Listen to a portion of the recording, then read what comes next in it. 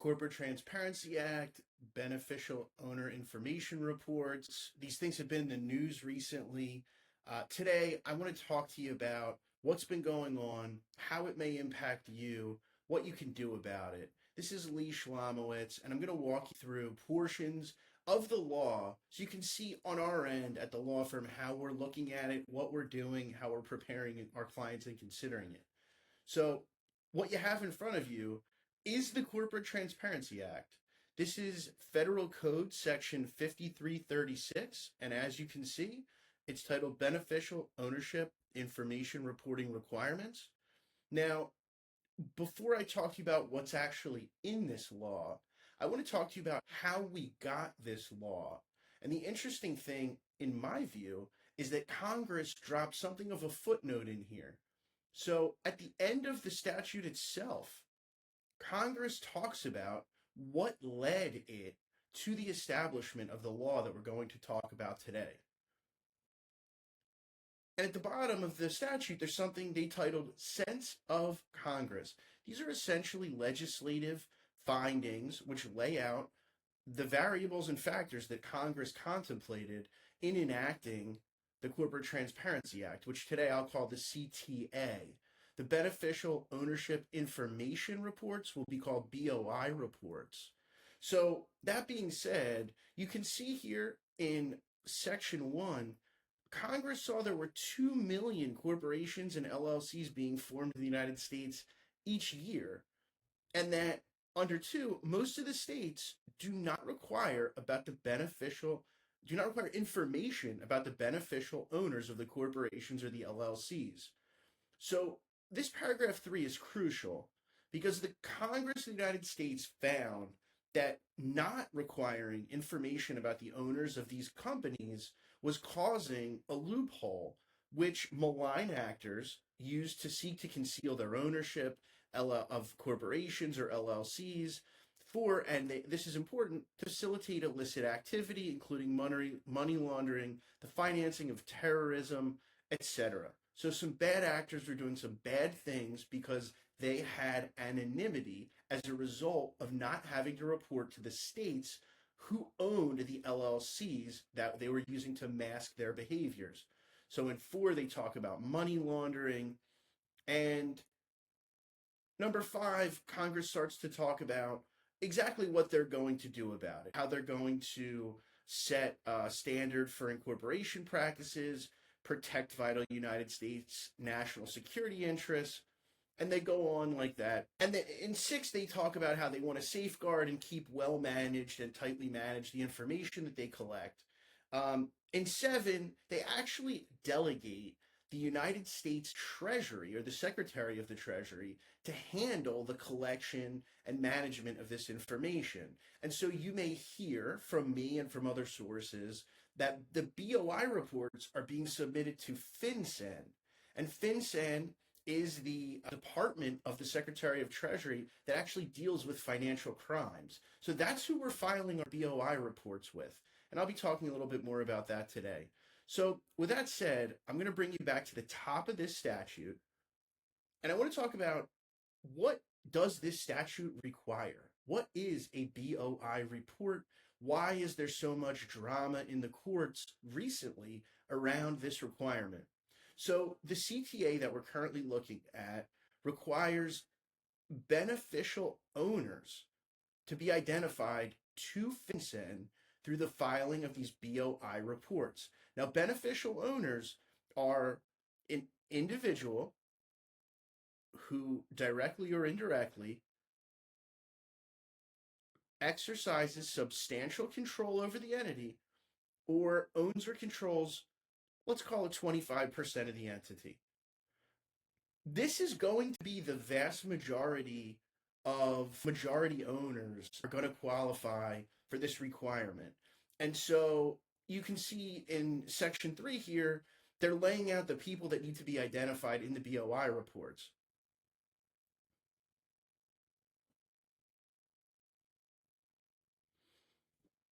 In the section I have in front of you, we're actually talking about what needs to be included in the BOI report.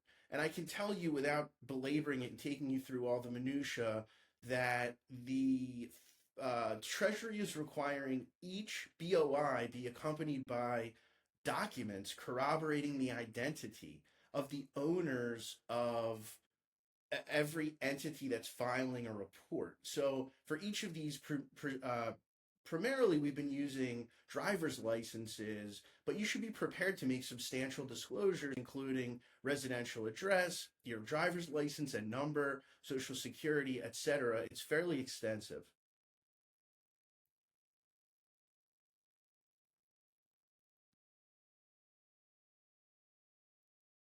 Now, I've brought you down to section H of the CTA, the Corporate Transparency Act, and this is one of the primary reasons I'm recording this video on January 12th, a Sunday. We're going to talk exactly about the timing momentarily, why I felt it was so urgent to record this video. However, specifically, Section H lays out that if you don't timely file your BOI report, the following things can happen to you.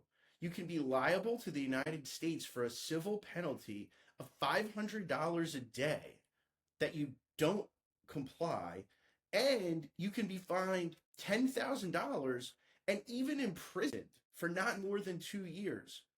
Congress took this very seriously. As you can see from the highlighted language in front of you, they are not messing around. And so one of the things that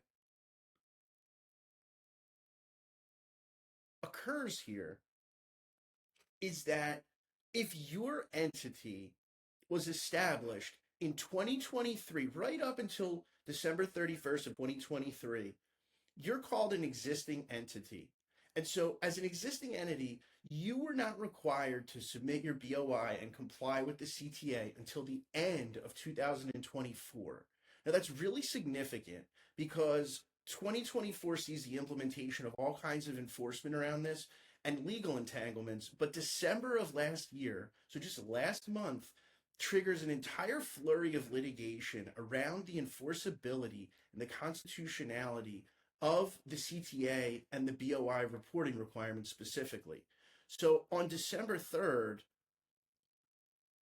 a federal district court actually issued a nationwide injunction preventing the enforcement of the reporting requirements. In other words, on December 3rd, 2024, as we wound our way to the end of the year and the deadline for all existing entities to file, a court actually said, pump the brakes. No, you don't have to file. Now, this triggered a series of litigations and rulings that I'm about to take you through, and I'm going to help you make heads or tails of what it means for you today. But suffice to say, December 2024 was like a ping pong ball style of activity back and forth when it came to CTA enforceability. Just 20 days later, toward the end of the year, on December 23rd, 2 days before Christmas, the appeals court in that district, the Fifth Circuit, actually lifted the injunction. And the Fifth Circuit said on December 23rd, with just 8 days to go in 2024, actually the CTA does apply. You do need to conform by filing a BOI. However, we're going to give you a little bit of extra time till January 13th. Now, shortly thereafter, the Fifth Circuit reevaluated its decision and actually re-implemented the injunction. So the day after Christmas, the appellate court in Texas, the Fifth Circuit, actually again reinstated the injunction. In other words, they issued an order saying nobody actually has to comply with the BOI report requirements or the CTA. We're going to take a closer look at it, they said. And then just 5 days later, and this is actually on New Year's Eve, the federal government, the Department of Justice, in fact, Merrick Garland's office, on behalf of FinCEN, the Treasury, filed an emergency application with the United States Supreme Court to lift this injunction that the Fifth Circuit had implemented the day after Christmas.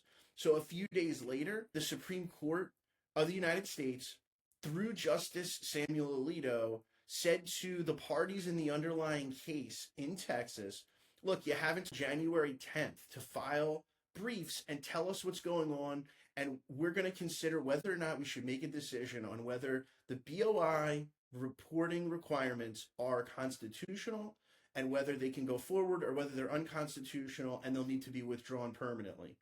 So what I want to do now is actually show you what that looks like. And here it is. Obviously, much is spoken about the United States Supreme Court. It comes up in everyday conversation and the affairs of the day.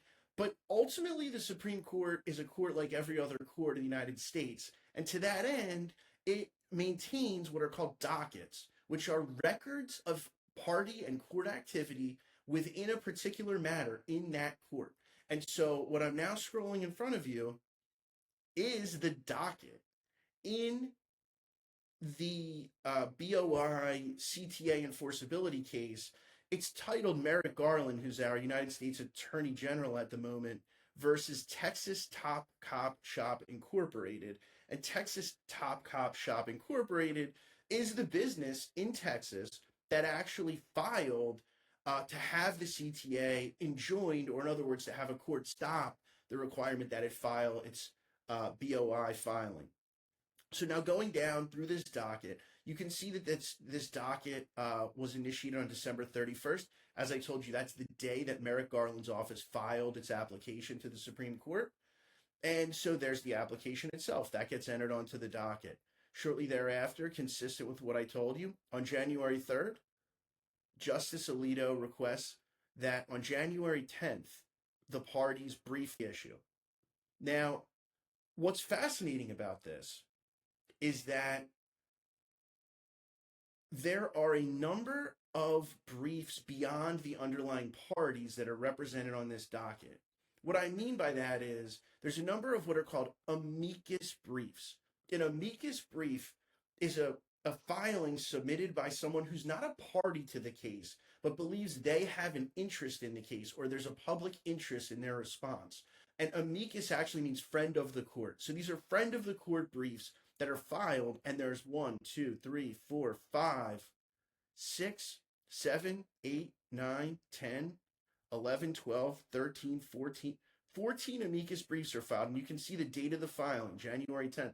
So every single one of them was monitoring this issue and felt it was compelling enough for them to actually weigh in with the Supreme Court. So these are such entities and interests as, for example, the first one, before the deadline on January 10th, the state of West Virginia, Kansas, South Carolina, and 22 other states took a position and wanted the Supreme Court to know in its adjudication of the enforceability of the CTA and the enforceability of the BOI requirement, their position. They wanted to know, and they wanted Justice Alito to consider their view. Now, what's fascinating is, and the reason this is so urgent, is that January 10th was just 2 short days ago from the Sunday in which I sit in my office and make this video for you. Justice Alito said the parties had until 4 p.m.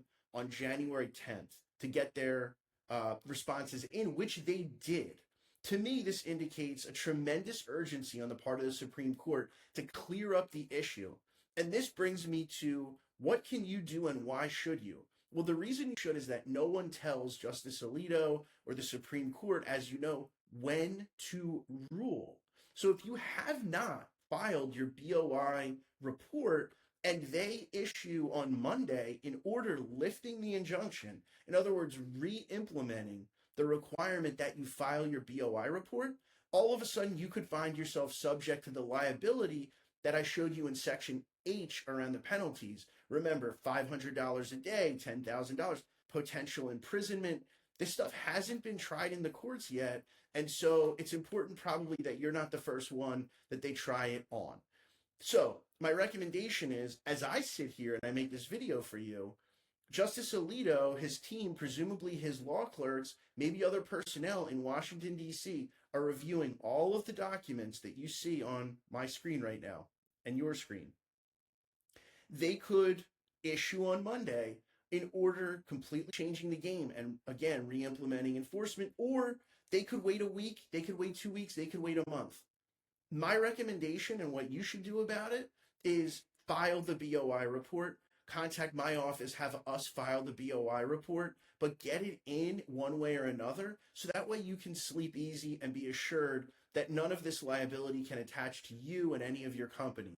I don't really see a meaningful downside to having to be submitted, but I do see a significant downside to not having it submitted. And so feel free to give us a shout at phillybizlaw.com, set a consultation, reach out by email. Thank you very much for your attention, and take care.